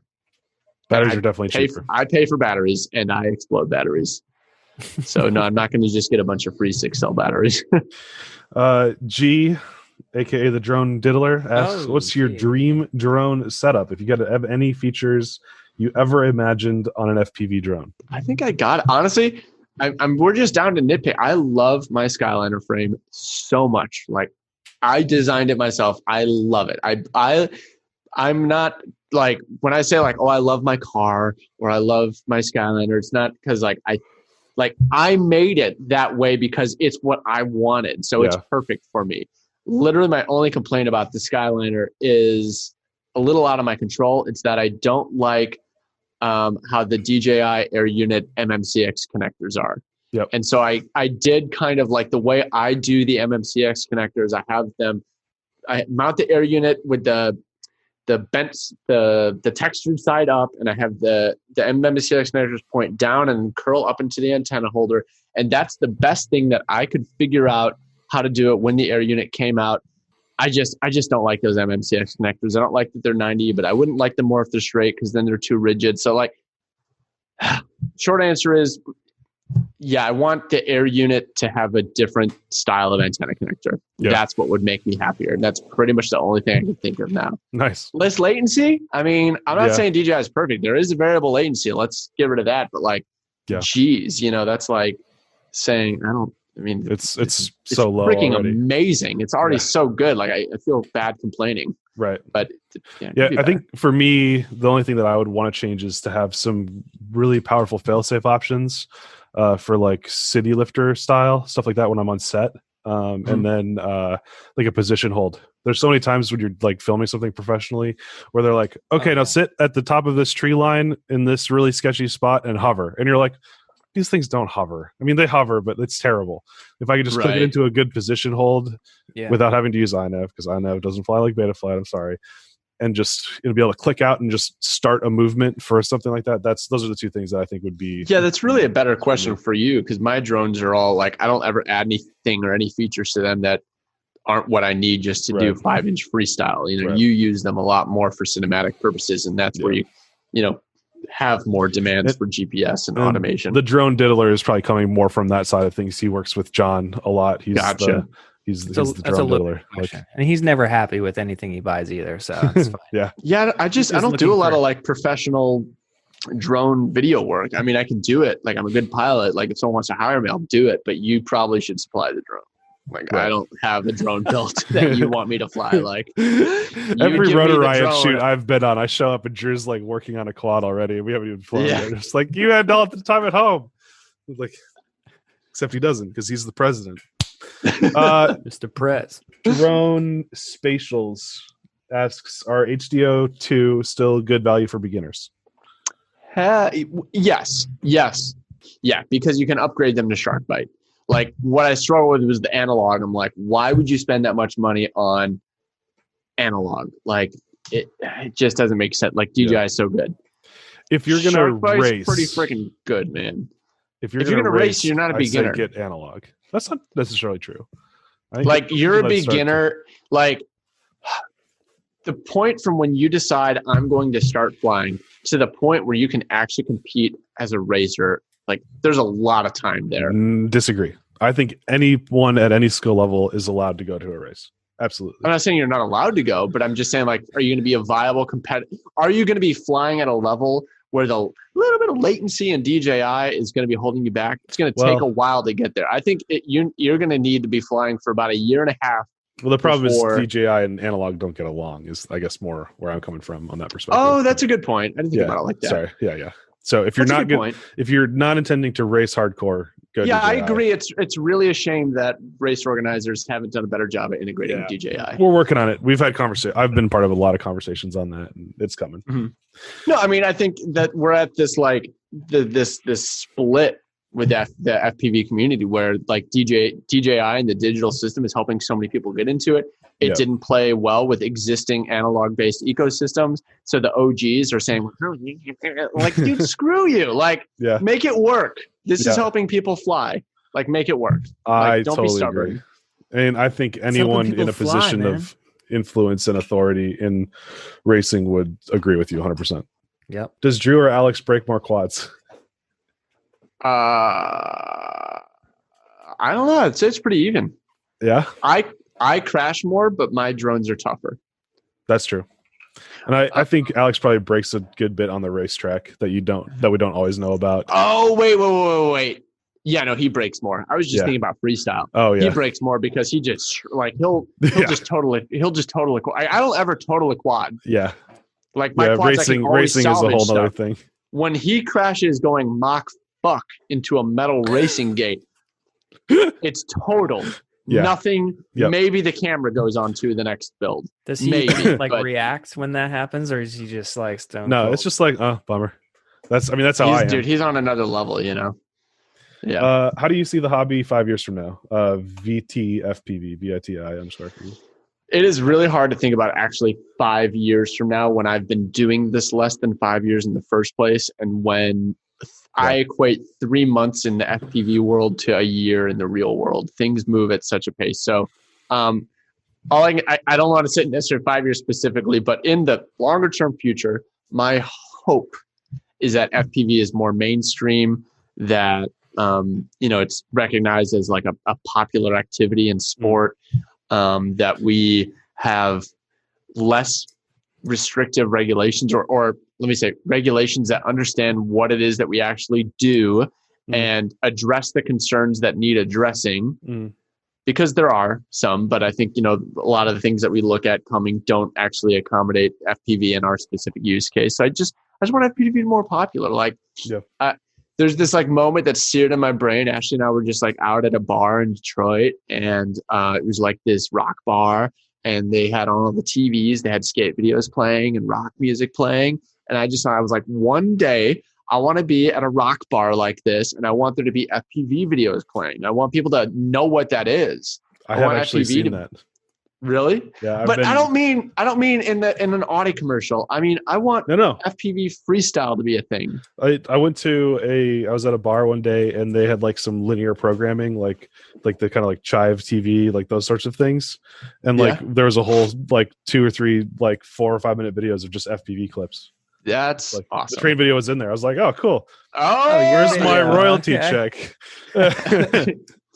But yeah, that's Badass. pretty I cool. wonder if it'll be in like the X Games or something like that eventually. Yeah, you or know? used to film the X Games at least. But like, I mean, even see, look at that's like what I struggle with. And I think I don't want to start a fight with you, Paul. Is so much of FPV is going the way of a flying camera, and I'm fine with it. I get it.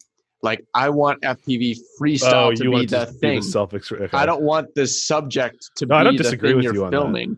I don't disagree with you and at I all. think maybe the cinematography is a stepping stone to get there. I don't know, but like it would be very bittersweet for me to see FPV brought into the X Games as the tool for filming skateboarding, when what I want is for FPV to be brought into the X Games as a competition or as an exhibition as a for peer freestyle of skateboarding. Yeah, absolutely. Yeah, as a peer of skate. That's a perfect way of putting it. I think But it could you be don't always both, get you don't always get what you want, the way you want it, and whatever makes FPV more popular and more recognized, I'll take it with open arms. So I'm not going to be that persnickety. And then kind of related to this question is from Fly 533. So heads up or Mondo asking, how has the Rotor Riot 5, 10, 20-year plan changed 20 years the now. past 2 years? Dude, I don't even have a 5-year plan. Yeah. So, right? well, but like, looking over the past 2 years, I think, you've, for example, there's brought a lot everything of ways to answer that in. question. Yeah, totally. I mean, first off, when Rotor Riot was conceived, it was conceived to be a media company in FPV. I mean, that's so ahead of its time that no one knew just how ahead it would be, or if it would ever be possible to have a company totally built just on producing media for the FPV community, right? Like that's so specific, but that was Chad's initial vision. And things like the store or original products were things that came on to sustain the business in the meantime until we could get to the point where it would be, an FPV media company. Yeah. And the FPV industry has grown a lot slower than any of us had hoped, or maybe, I'd say hoped, because I don't want to say that Chad projected it, because it's just a hope, and I think that's how you achieve success is to go for something that you believe in, whether you can project it with any sort of if you can project it with certainty, then it's too late. You've already missed that opportunity, right? That's like the big opportunities are the ones that you see that no one else can see. And I think that's what Rotor Riot was. It was based on this vision. As we've gone on and the industry has grown in a way that we didn't anticipate, Rotor Riot as a business has had to become focused on things like its online e-commerce store and its original products and things like that as its actual business that support the show. And we're approaching that more of like as a long term. So like before, it's like, the store is the thing we're going to do for now to hold us over until the show makes money. Well, now we're like, let's make this store a self-sustaining business, so self-sustaining that it can afford to basically sponsor the show. And any other sponsorships we get, like DJI has been a huge supporter of the show. Yeah. And people can complain about the ads all they want, but like, I don't care, dude. It helps us keep making episodes. Right. Like, that's awesome. They see our vision for content and they want to help us do that. And all we have to do is share our enthusiasm for a product that we're genuinely enthusiastic about. Like, that's a win-win. Yeah, totally. I'm 100% on board with you on that. Yeah. So, as far as how does it change, it's, we've had to kind of grow up and realize that, like, we've got to run a tight business. And, moving forward, what's the deal? We want to be, we want our store to be the place that people can get into FPV and sustain their interest in FPV. We are building our drones in Orlando. Like, I never would imagine when I first got into this that we would set up like an assembly line in a warehouse in Orlando, Florida. But like, that's what we're doing right now. And so you can point out, oh, well, this drone on Banggood is cheap. Well, ours is built in Orlando by a guy that I know his name. And if you have a problem with it, we'll fix it for you. And it's going to be good and it's going to fly good. It's going to be tuned professionally by Tyler. Like it's, Tyler, we're shout out trying to to, Tyler. yeah, we're trying to build a real sustainable American business. And I think that's been the biggest change, if that makes sense. Yeah, that was a long, rambling answer that just kind of that's the deal. America. And keep the show going, man. We got a great show. I'm proud of our show. Yeah. Every Monday. RotorRiot.com. Anytime I get it's Alex to YouTube.com eat spicy chicken wings, I am super on board. That was a fun one. That's so good. Anyway, so that kind of concludes our users asking questions to Drew segment. And we're going to go ahead and turn it over to our drone video sommelier, Mr. Winston. Winston, are you there, brother? Yes, sir. Happy day of the week, gentlemen. Happy day of the week. Well, happy Tuesday, because that's when people watch this. And so we are going to jump into our AirVuz sponsored Drone Pilots React segment. We've kind of gone through and picked up some of the coolest videos that we've seen in a couple weeks on AirVuz. I think we're going to do 3 today. And we're going to use that to just kind of talk over some footage and see what we, coming from our 3 very different backgrounds, me filming, John filming with really porky slow drones, and Ledrib in the freestyle aspect. And we're just talk all over them. So thanks everybody for sponsoring this segment. Go follow me, John, and Rotor Riot on AirVuz.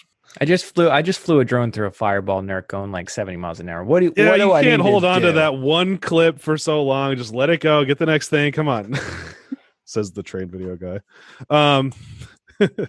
I see fog and snow. Fog and snow from Ange Avstruts. No, it's from that's a comment. Just kidding. Sorry. Cool guy FPV. I don't know why I jumped to my. All right, so we got fog and snow. I see snow, and I'm starting to see fog. I see a little bit of jitter. I don't know if that's. Do you see this that? looks like it's recorded off of the DJI Air unit, maybe. I like how the fog and snow blend together and kind of create this like seamless dreamscape, and the rocks are just like this breakup to that kind of seamlessness, and it's almost like if you squint your eyes, it's almost more like Rorschach, Yeah, the rocks are red and orange. There's a nice contrast there. And the snow is like just on top of them, and then like the face of the rocks is not obfuscated. Now he's flying up into what I would describe as a cloud right there. But please dive, please! He's really close to the rocks there. I like that. He's just falling down the side of for sure. Snowy mountain. Dude, he can barely see. I would love to just. You guys are asking what would get my heart racing? I thought he was going to be way out in the middle of nowhere, and then there's a whole city. Might be Salt Lake City. I love those. What did it say? Snow-covered branches too. It's like sticky snow. It's not just like fluffy. This is just like surfing, through the mountains, and I think there's a lot to fall in love with about a video like this. Just the fantasy flying. I just want to go to there. Makes me want to go snowboarding. I'm wondering where he's at on this one because so I'm looking at the trees. It's kind of an optical illusion. The trees give you an idea of how steep this cliff actually is when you're flying up something like this with a wide angle. How does he know where he's going? I would be done. Oh my god! What is happening? I can't even tell. What is happening here? Transition? Did he just punch? His What's going on? What? I have totally lost orientation. Oh, sick. Is he going up or is he going down? I can't tell. I think he's going up. He's going up because the clouds are above us. So it seems like he went into the clouds and then he flipped out of it to diving down. And now he's going back up into the clouds into a Star He just Wars keeps trench. pulling all this stuff like where he almost loses his quad. No, now he's going and down. then he's like, now would be a great time to fly back. But no, let's just go again. Down that same trench. Oh, dude, that is gnarly. Yeah, that's crazy. I want to go to there. Where is this? I want to say it's Salt Lake City. I did some snowboarding out. This is Mexico. Mexico. You don't want to. Yeah, it is Mexico. Yeah. If someone's flying above the clouds like this, this is happening in Mexico. Yeah, it's not happening in the States. Wow, that was great. Mexico. Cool guy Beautiful. FPV, killing the game. Yeah, for real. Follow him on AirVuz. Yeah, Yeah, I cool, like cool guy.fpv. I like the risky shots. You know, he's got nothing to lose other than like the drone, right? Oh, yeah. He's not Drone. risking anything, like, you know, safety wise, stuff like that. It's a beautiful location. Sending it. Just the fact that like he couldn't see, like that whole segment where he just punched and just like, I don't know how he knows where he's going. That blows me away. I don't It know was if he awesome knew. to see. Yeah, which is the best part. I like it. I think he was just having fun with it. Cool. All right, next video, please. Sommelier. Sommelier. What else do we have on the menu tonight? What's the chef special going Yeah, for? what the house special I think would be. All right, so the next video we have, I mean, you guys know me well enough that I'm a sucker for a good location. This video has some amazing location involved in it. Okay, so this is Houseman Visuals House. with Alpstein, the Northern Outpost. Gosh, another And European video. Fantastic. I so just we wanna have go there. both traditional and FPV drones included in our AirVuz deep dives here, just Oh, yeah. so that John feels like, you know, he's relevant. Well, let's be honest. This is where the money's at anyway, boys. Look at these money Oh, shots. Look at that. The sun coming like perfectly horizontal across the mountains. These are very expensive shots indeed. in the background. Oh, I love that little lake at the bottom there. The kind of fog peeking through. Oh, That's a nice shot. I'm like out of words. You got clouds like whipping up over top. There's lightning in the background. Yeah, we got into some moody weather here. Alpstein, Northern Germany. No, this is the.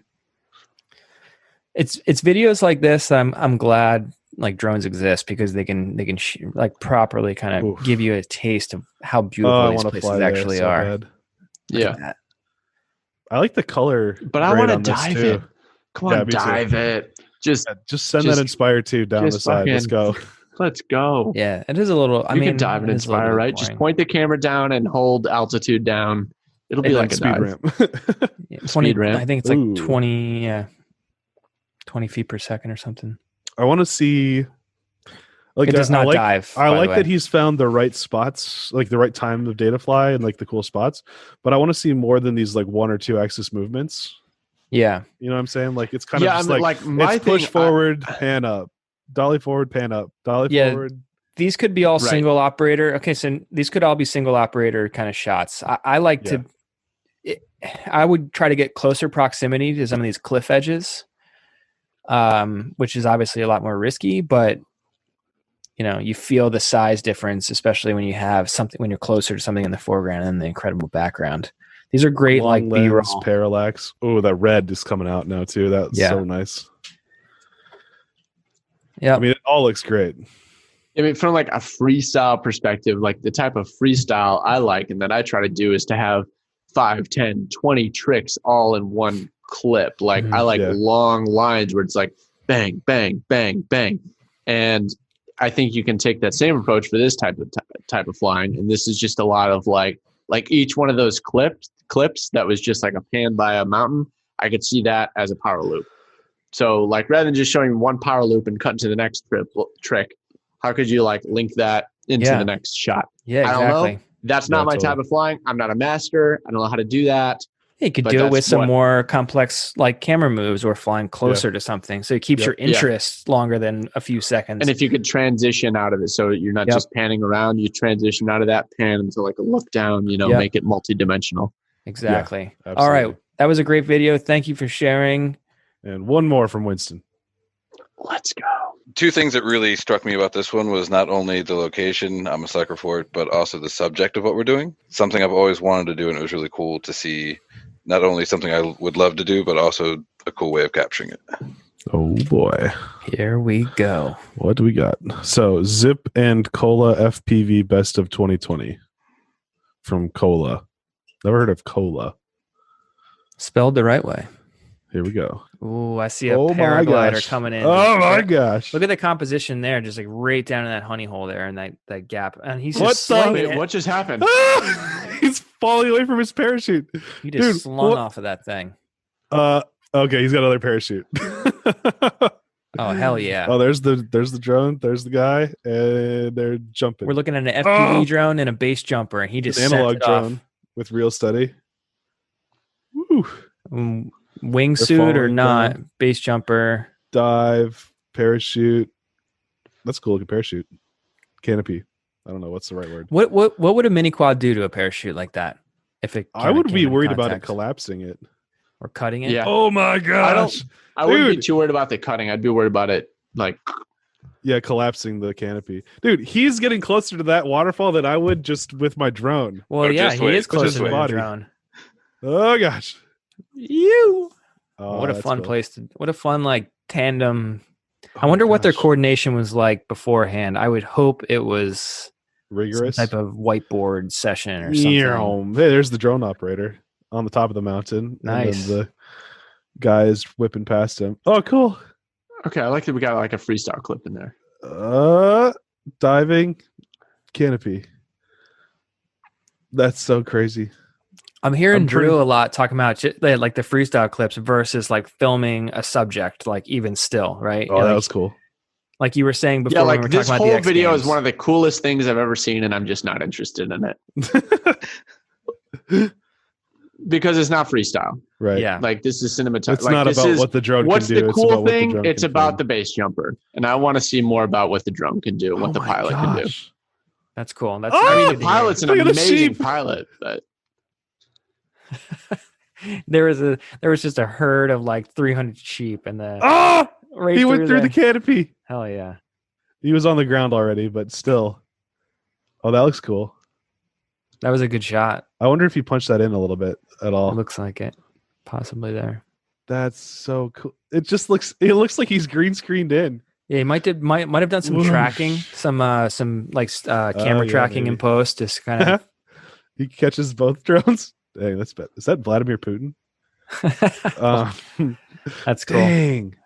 Damn, this is Just really risky cranking flying it. by the not by the Is drone. he gonna go operators under as the much. bridge? He's gonna do a barrel roll and then go under the bridge. This is not the drone. This is the person whose legs are dangling from a parachute. Well, there's certain points where you Oh can my see he's gosh. almost like toe dragging against the grass He's right touching here. the grass. like right there, yeah. That's Wow. insanity. It's I pretty do not gnarly. recommend this. So is this why I is- fly drones. Yeah, this is why you fly drones, so you don't have to put yourself in these scenarios. But you know what? This More looks like power to these guys, fun right? Day. Wow. Boink. And then he's gonna barrel roll down into there. Oof. Man, this is What a spot. Ah! there. That's the shot in the beginning. I was just thinking about that. What happens with your other canopy? Like, how do you get gotta that go back? find it. It's like Floats down, you go pick it up. Is that just his reserve shoot, or does he have 3 shoots on?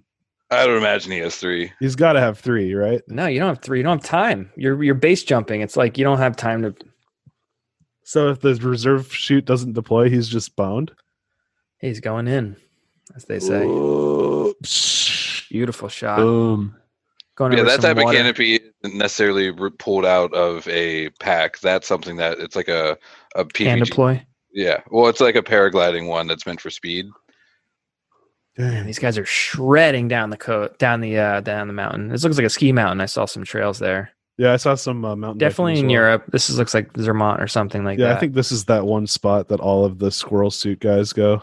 Man, so cool. Say, but yeah.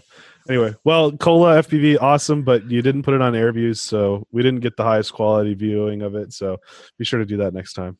Yeah, But absolutely. yeah, I think that's going to wrap it up for us today in terms of drone pilots reacting. We got to get moving. So, Drew, thank you so much for sitting with us for the last couple hours. I want to give this as an opportunity for you to pitch the things that you've got going on. So, What's going on, Drew? this camera. What's Tell going me on? what you got going on in your life.